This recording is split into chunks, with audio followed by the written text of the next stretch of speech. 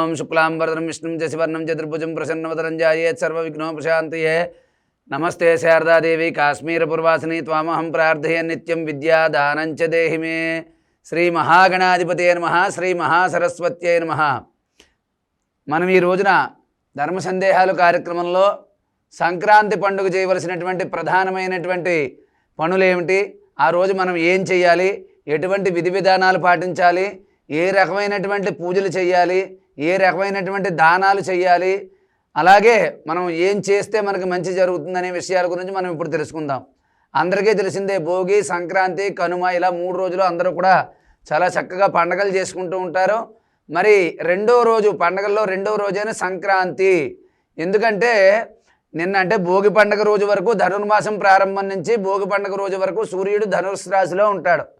ధనస్సు నుంచి మకరంలోకి మారుతాడు, అంటే తన దిశను మార్చుతాడు అనమాట. అంటే నిన్న భోగి పండుగ వరకు దక్షిణాయనం, భోగి పండుగ నుంచి మళ్ళీ ఆషాఢ మాసం వచ్చే వరకు కూడా 6 నెలలు ఉత్తరాయణం అనమాట. అంటే ఉత్తరాయణ పుణ్యకాలం ప్రారంభమవుతుంది సంక్రాంతి పండుగ నాడు. కాబట్టి ఆ సంక్రాంతి పండుగ నుంచి మనం ఉత్తరాయణం అంటే పుణ్యకాలం, అంటే దేవతా సంబంధమైన పూజలు కానీ, లేకపోతే ఏదైనా శుభకార్యాలు కానీ, అక్షరాభ్యాసాలు అలాంటివన్నీ కూడా ఉత్తరాయణంలో చేస్తారు. అందుకే ఉత్తరాయణ పుణ్యకాలం అంటూ ఉంటారనమాట. ఈ సంక్రాంతి పండుగ నాడు కూడా ఉదయాన్నే లేచి తలస్నానం చేసిన తర్వాత దైవ దర్శనం తప్పకుండా చేసుకోవడం, ఇంట్లో చక్కగా పూజ చేసుకున్న తర్వాత మనం పెద్దలు ఎవరైనా, మన వాళ్ళ ఇంట్లో ఎవరైనా గతించిన వాళ్ళు అంటే చనిపోయిన వాళ్ళు ఎవరైనా ఉంటే వాళ్ళ పేరు చెప్పి వస్త్రదానం చేయడం, స్వయం పాకం అంటే బియ్యం, కూరగాయలు ఇవన్నీ దానం చేయడం, ఇంకా శక్తి కలిగిన వారు తర్పణాలు విడిచిపెట్టి పిండ ప్రదానాలు చేయడం, ఇలా పెద్దలకు మనం ఈ రోజున చేస్తే మనకు చాలా విశేషమైనటువంటి ఫలితాలు కలుగుతాయి. అలాగే ఈ ఇంట్లో ఈ రోజునాడు పాలు పొంగించి ఆ సూర్య భగవానుడికి నమస్కరించుకుని ఆరోగ్యం భాస్కరాదిచ్చేత్, ఆ సూర్యుడు మార్పు వల్ల దక్షిణాయనం నుంచి ఉత్తరాయణానికి మారడం వల్ల సంక్రాంతి నాడు చాలామంది పాలు పొంగించి క్షీరాన్నం అంటే పాయసం వండుతూ ఉంటారనమాట.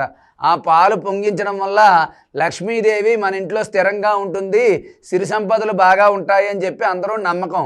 అలాగే ఈ ఎప్పుడైతే సూర్యుడు తన దశని మార్చుతున్నాడో అప్పుడు అందరికీ కూడా చాలామంది జ్యోతిష్య పండితులు చెప్తూ ఉంటారు, ఇలా మారడం వల్ల మనకు చాలామంది జాతకాల్లో కొంతమందికి మంచి, కొంతమందికి చెడు, ఏదో అలా జరుగుతూ ఉంటాయని చెప్తూ ఉంటారు. కాబట్టి ఈ మార్పు అనేది ఉత్తరాయణం నుంచి ప్రారంభమవుతుంది.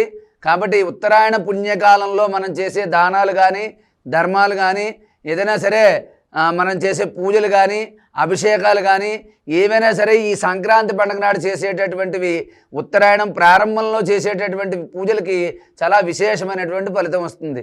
ప్రధానంగా ఈరోజు చేయవలసింది ఏమిటంటే పెద్దల పేరు చెప్పి దాన ధర్మాలు చేయడం, తర్పణాలు, పిండ ప్రదానం లాంటి కార్యక్రమాలు చేయడం, వాళ్ళ పేరుతో 10 మందికి అన్నదానం చేయడం, 10 మందికి వస్త్రదానం చేయడం, ఇలా చేయడం వల్ల మన పెద్దలు చాలా సంతోషించి మనకి ఎటువంటి అంటే ఇంట్లో మన ఎటువంటి దోషాలు ఉన్నా కూడా పితృ సంబంధమైన దోషాల వల్ల వచ్చే ప్రభావాలు కూడా తగ్గుతాయి, ఇంట్లో సఖ్యత పెరుగుతుంది. అలాగే పెద్దల యొక్క అనుగ్రహంతో మనకి మన పిల్లలకి కూడా ఏ పని అనుకున్నా కూడా ముందుకు వెళ్తూ ఉంటుంది. కాబట్టి ఈ సంక్రాంతి పండుగ నాడు మనం తప్పకుండా పెద్దల పేరుతో దాన ధర్మాలు చెయ్యాలి. అలాగే ఇష్టదేవతని, కులదేవతని తప్పకుండా పూజించాలి. ఎవరైనా సరే అక్షరాభ్యాసాలు కానీ, అన్నప్రాసనలు అలాంటి కార్యక్రమాలు ఉన్నా, లేదా విగ్రహ ప్రతిష్టలు లాంటివి ఉన్నా, లేకపోతే ఏదైనా మన ఇంట్లో ఏదైనా కళ్యాణం చేద్దామనుకున్నా, మన ఇంట్లో ఏదైనా దేవుడు పూజ చేద్దామనుకున్నా కూడా ఈ సంక్రాంతి పండుగ నుంచి మనం ఇంట్లో వ్రతాలు కానీ, పూజలు కానీ, శుభకార్యాలు కానీ ఏవైనా చేసుకోవచ్చు.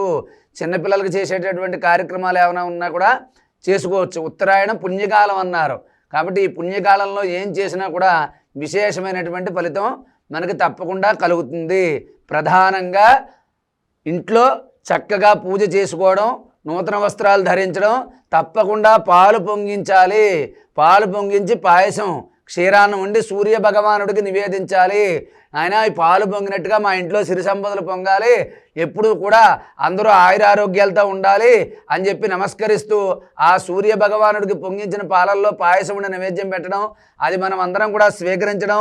అలాగే పెద్దలు మన ఇంట్లో ఎవరైనా పెద్దవాళ్ళు ఉంటే వాళ్ళ చేత ఆశీర్వచనం తీసుకుని ఇష్టదేవతని, కులదేవతని ఆరాధన చేసుకుని దగ్గరలో ఉన్న దేవాలయానికి వెళ్ళడం వల్ల మనకి చాలా మంచి ఫలితాలు అనేవి కలుగుతాయి. కాబట్టి ప్రతి ఒక్కరు కూడా ఈ పండగ రోజునాడు తప్పకుండా దాన ధర్మాలు చేయండి, పూజలు చెయ్యండి, ఇంట్లో ఉన్న పెద్దల యొక్క ఆశీర్వాదం తీసుకోండి. ఇలాంటివి చేయడం వల్ల ఈ పండుగకి విశేషమైనటువంటి ఫలితాలు మనకి తప్పకుండా కలుగుతాయి. కాబట్టి ప్రతి ఒక్కరూ కూడా విధి విధానాలు పాటించండి. సంక్రాంతి పండుగని అందరూ కూడా చక్కగా సంతోషంగా జరుపుకోవాలని చెప్పి ఆశీర్వదిస్తూ అందరికీ సంక్రాంతి శుభాకాంక్షలు.